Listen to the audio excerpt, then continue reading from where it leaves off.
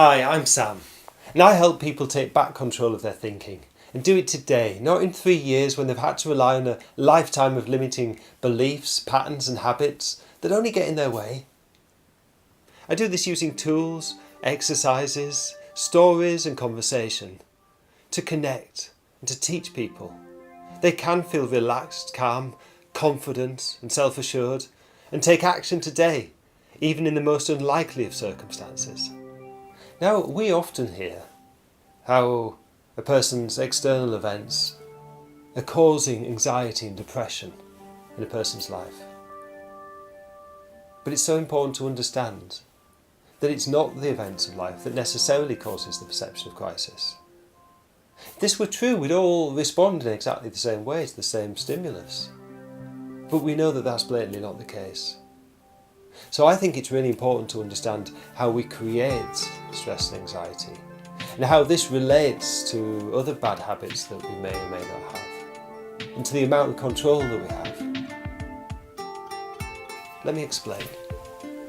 So what a lot of people don't realise is that although we've only got one brain, we've essentially got two minds.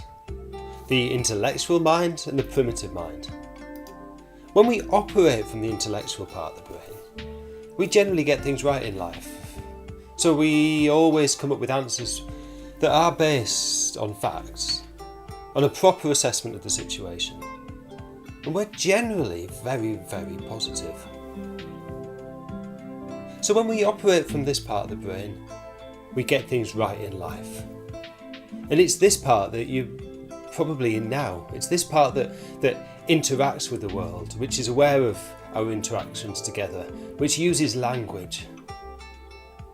But there's another part of the brain, however, the original primitive part. The centre and influential part of this area of the brain is called the amygdala, which is often referred to as the fight, flight, depression or freeze area of the brain. And this is closely associated with a couple of other parts. One is called the hippocampus. Now, you don't need to remember all these terms, but do remember this. The hippocampus is where all of our often, sometimes, inappropriate behavioural responses and patterns live. So think of this like the blueprints of what we do in XYZ situation. Now, we can be pleased about this because that means that we've got behavioural patterns already in store for when we need them, whether that's hitting the brakes in the car or letting go of something hot or not even going near that hot thing in the first place. So we can see that if we've been burnt once, we can very easily try and avoid that happening again in future. And it can become an instinctive thing, not a decision, but an instinct. And the other part of the brain I want to talk about is called the hypothalamus. And it's in the hypothalamus where the chemical responses are controlled throughout the body and the mind. And at the end of the day, how we feel is a chemical response. So, what would happen, do you think, if you left your house today and you ran into a real threat? I'm talking a wild animal, a wild person. What do you think would happen? Well, I can tell you some of the things would happen. You would lose, to one extent or another, a certain amount of control. A few things would change physiologically. You might get adrenaline pumping through your body. Your heart rate might increase. Palms might go sweaty. A lot of these things would hopefully conspire to get you out of the situation quickly, running faster than you normally can. And once you'd escaped, you wouldn't be able to return to a normal, relaxed, calm state. You'd probably be obsessively checking, is it still there? Looking back over your shoulder, looking out through the window, peeping out from your hiding place. Essentially what would happen is you would move from operating in the intellectual part of the brain, thinking clearly, in control. You would lose some of that control when you move into the primitive part of the brain. the primitive mind is a very negative mind. Now, what do I mean by that? It always sees things from the worst possible perspective. And if you think about it, it has to, because it's there for your survival. It'd be no use looking out and thinking, oh, he's probably friendly, he's probably just having a bad day. All he needs is a nice smile and everything will be good again. Now, you and I know that that can help, but if we're talking about a real threat here, or indeed even a perceived threat, then the reaction is much the same.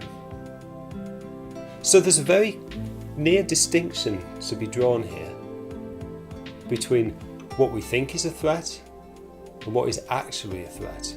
Because of course there's certain circumstances whereby being able to run fast would be really, really useful. But at the end of the day, in this day and age, there are very few threats which are really life or death. So the primitive mind is also a vigilant mind.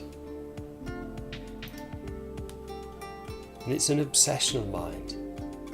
So if there is a perception of danger or crisis which surrounds your day-to-day life, it makes sense to remain on high alert. But here's the thing, you see.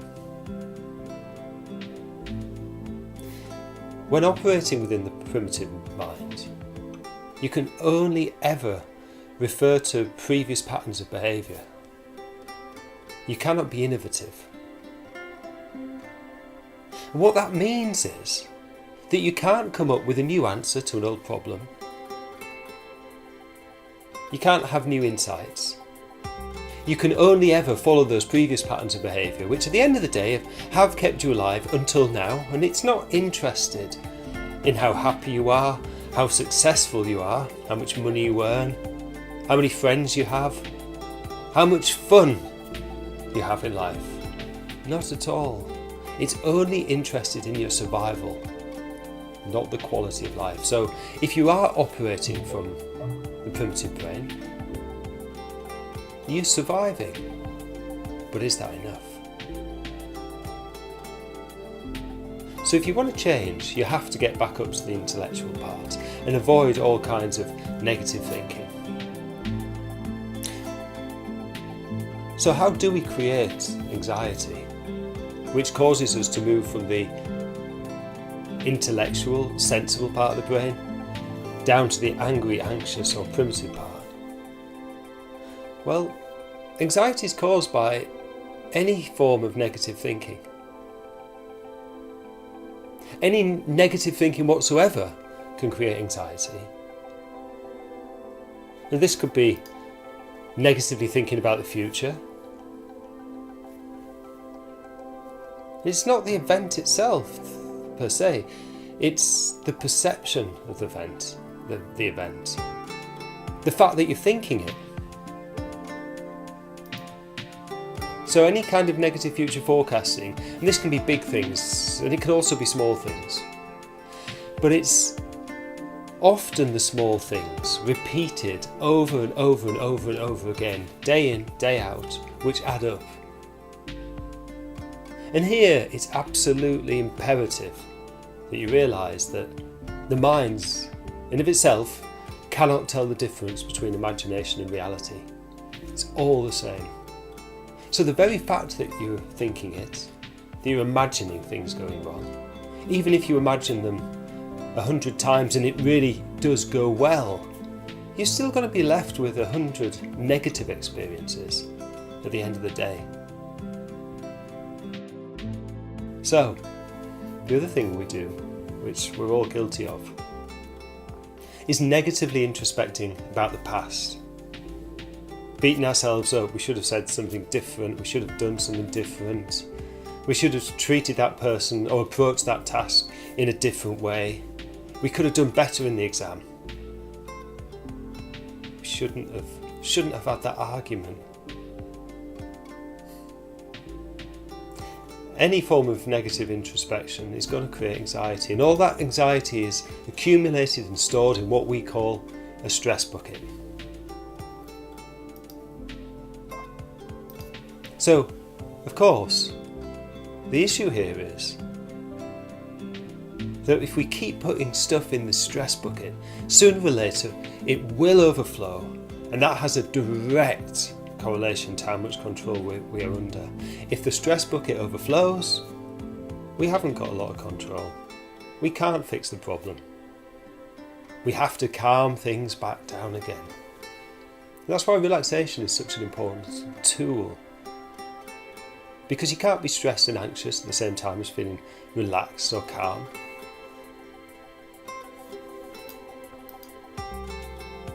Now, there's nothing we can do per se to empty the stress bucket other than get better at not putting stuff in there in the first place.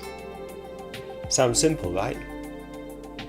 And that's because the stuff that's in there is automatically dealt with each night when we sleep through the process of REM sleep, which is unfortunately limited to only about 20% of our overall sleep pattern. And if the mind tries to overdo this, then it can wake us up, leaving us feeling quite miserable, unable to get back to sleep. Or we could wake up 10 hours later feeling more tired than when we went to bed. So, during REM, and you're familiar with how this works, during REM, the emotional memory of the event of the day is processed. It's moved from the primitive part of the brain up into the intellectual brain, where it becomes a narrative memory, a memory that we have control over. Now think back to a time when somebody really has wound you up and upset you. There's probably been some injustice involved, and you've said to a friend, a relative, a partner, how miserable you feel, how you just can't let it lie. And they've probably said to you something like, "Forget about it, love. It really doesn't matter. Right now, you're here with us." Now that might be true, but it doesn't necessarily help, does it? No, instead, you might wake up the next morning having completely forgotten about that wretched person. You might not, but you'd certainly be saying something along the lines of, "Why did I allow them to wind me up like this again?" Once we've got control of the memory, we can take control. We can formulate a good response. Then's probably a good time to write the email. And when we wake up with the bucket entirely empty, then we wake up in the intellectual part of the brain, and we get to decide how we do things, what we're going to do. Now, I talked earlier about the physiology. It's important to acknowledge that in order for us to feel good consistently, we actually need a consistent flow of the feel-good chemical, the neurotransmitter called serotonin. And think about it. Think about our evolution. We are better as a tribe than we are as individuals. We actually don't develop unless we're in social interaction with people. So we need to feel like we're part of our tribe, part of a community. We need to go in for positive interactions. We need to successfully hunt and gather and provide for ourselves, provide for our families. So we need to go in for positive activities, as well as positive thinking, in order to have the kind of optimism, which at the end of the day leaves us feeling motivated. Serotonin is felt, and scientists are adamant about this, as motivation. When we're motivated, we can get things done. It's not even exhausting. We enjoy it. We have fun. We tick things off the list. We walk away. We feel good about it. We go into the next task with that same kind of upbeat approach, attitude. And isn't that how we'd all like to show up in life? So, we must be looking for positive opportunities for positive interaction, positive activity, and positive thinking. Because that gets the serotonin flowing, and when the serotonin is flowing, we can more easily avoid putting stress in our buckets. And as we get more on top of the stress in our stress bucket, it's not about being right or wrong, by the way. It really isn't. It's not about controlling external events, because we can't do that anyway. It's about being able to respond in a helpful way to the challenges which do come up. And that isn't about staying in the problem. It's not about reliving it in our imagination, because all that will do is add to the stress in the bucket, take away from our control, and leave us less able to deal with the next challenge. If you want to find out more, get in touch.